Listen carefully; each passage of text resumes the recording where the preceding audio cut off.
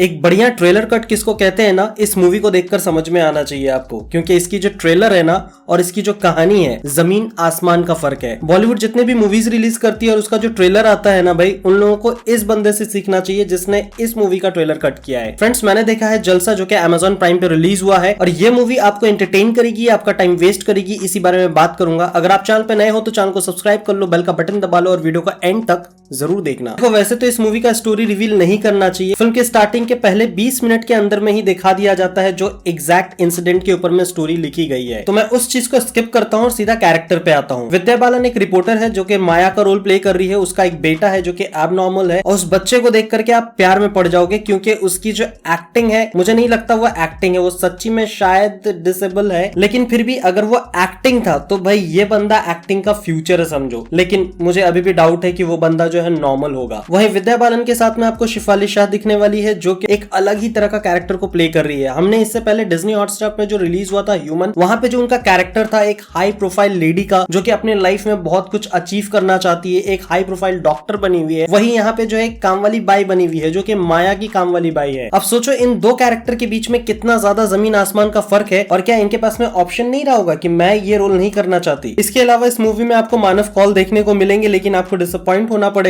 क्योंकि मानव कौल का यहाँ पे ज्यादा रोल नहीं है। मानव कौल जो है यहाँ पे एक्स हस्बैंड का रोल प्ले कर रहे हैं, साथ ही साथ जो है वो अपनी लाइफ में आगे बढ़ चुके हैं, और उनका भी कैरेक्टर देखा जाए तो ठीक ठाक सा है। तो भाई स्टोरी ये रहता है, शिफाली शाह जो कि रुखसाना को रोल प्ले कर रही है, एक काम वाली बाई का, उसकी बेटी का एक्सीडेंट हो जाता है, मतलब एक हिट एंड रन वाला केस होता है। अब उस केस को लेकर के ये पूरी कहानी आगे बढ़ रही होती है। स्पॉइलर अवॉइड करना चाहता हूँ, तो सीधा आते हैं परफॉर्मेंस पे। शुरू करते हैं विद्या बालन से। विद्या बालन का जो हाथ का कांपना होता है, उसका जो फेस एक्सप्रेशन होता है, उसका जो अपने आप में खो जाना होता है, वह आपको बताएगा कि विद्या बालन क्यों अपने काम में इतनी ज्यादा परफेक्ट है। वहीं माया के साथ में आपको इकबाल खान देखने को मिलेंगे, जो कि अंगद का रोल प्ले करते थे किसी समय में सोनी एंटरटेनमेंट में। उनको मैं काफी समय के बाद में देख रहा हूँ, क्योंकि मैं ओल्ड बालाजी का सीरीज ज्यादा देखता नहीं हूँ, क्योंकि उस भाई साहब की एंट्री कुछ ऐसे ही कंटेंट में रहता है। लेकिन यहाँ पे जो है वो एक पार्टनर के जैसा रोल प्ले कर रहे हैं विद्या बालन के साथ में, और वो किस हद तक विद्या बालन का साथ देते हैं वो भी आपको देखने को मिलेगा। इसके अलावा बात करना चाहूंगा उस लड़की के बारे में, जो कि भाई रुखसाना यानी शिफाली शाह की बेटी बनी है। वो देखा जाए तो आजकल की एक नॉर्मल सी लड़की है, जो कि घर में झूठ बोल करके अपनी वो सारी इच्छाओं को पूरी कर रही होती है, जो कि माँ बाप से नहीं बताना चाहिए। और पता नहीं क्यों आजकल हर जगह पे टिकटॉक रील्स और यही सारी चीज को दिखा रहे हैं, और इसमें भी वही दिखाया गया है कि उसकी माँ को पता भी नहीं है कि पढ़ने का नाम लेकर के वो उसके अलावा क्या क्या चीज करती है, और उसके बाद एक्सीडेंट के बाद में ये सारी चीजें खुल करके सामने आती है। इसके अलावा आपको जो है 2 पुलिस ऑफिसर देखने को मिलेंगे। उस पुलिस ऑफिसर के बारे में भी पूरा शुरू से लेकर एंड तक इसीलिए दिखाया गया ताकि आप जो है स्टोरी में बंधे रहो और एक एक कैरेक्टर के साथ में एक इमोशनल अटैचमेंट बना पाओ। फिल्म की शुरुआत के पहले 25 से 30 मिनट के अंदर में ही इमोशन का बिल्डअप हो जाता है। आप हर कैरेक्टर के साथ में एक अच्छा खासा अटैचमेंट बना लोगे। इसके बाद से आपको कहानी के एंड में क्या होता है ये देखना पड़ेगा। विद्या बालन और उसकी काम वाली के बीच का जो रिलेशन है वो एंड में जाके क्या होता है उस एक एक्सीडेंट की वजह से। वैसे मैं शायद एक और कैरेक्टर को मिस कर रहा हूँ, जो कि इस पूरी कहानी को जो है एक अलग मोड़ पे लेकर के जाती है। वो है एक ट्रेनी जर्नलिस्ट, जो कि भाई अपने आप को प्रूफ करना चाहती है, पर उसको ये नहीं पता है कि वो किसका केस हाथ में ले चुकी है, और जिसको इंप्रेस करने का कोशिश कर रही है एग्जैक्टली वो उसी का केस लेकर के उसके सामने पहुंच चुकी है। अब इस चीज को किस तरह से आखिर तक टैकल किया जाता है ये आपको स्टोरी में देखना पड़ेगा। मैंने बात की है कैरेक्टर के बारे में और स्टोरी के बारे में, बात करता हूँ डायरेक्शन के बारे में। डायरेक्शन की अगर बात की जाए तो आपको सीन को जो है बहुत ही ज्यादा रियलिस्टिक बनाए रखने की कोशिश की गई है। हर एक सीन के अंदर में सिचुएशन के हिसाब से इमोशन और टेंशन दोनों को बनाए रखा गया है। भले से फिल्म का स्टार्टिंग हो या एंड हो, आप बहुत ज्यादा टेंस रहोगे कि भाई आगे क्या होने वाला है, जबकि आपको पूरी चीजें पता है। आपको अंदाजा भी है कि आखिर में जाकर के रुखसाना क्या करने वाली है, माया किस तरह से बिहेव करेगी, और ये पूरा केस किस तरह से एंड होगा। लेकिन फिर भी आप टिके रहोगे कि भाई एंड तो देखना है कि क्या होता है। बैकग्राउंड म्यूजिक की बात करें तो इसके अंदर में कोई खास बैकग्राउंड म्यूजिक नहीं है। जो सिचुएशन है उसके हिसाब से कुछ साउंड्स दिए गए हैं, और हाँ जहां जहां पे टेंशन वाला साउंड है, जहां जहां पे माया घबराने लगती है,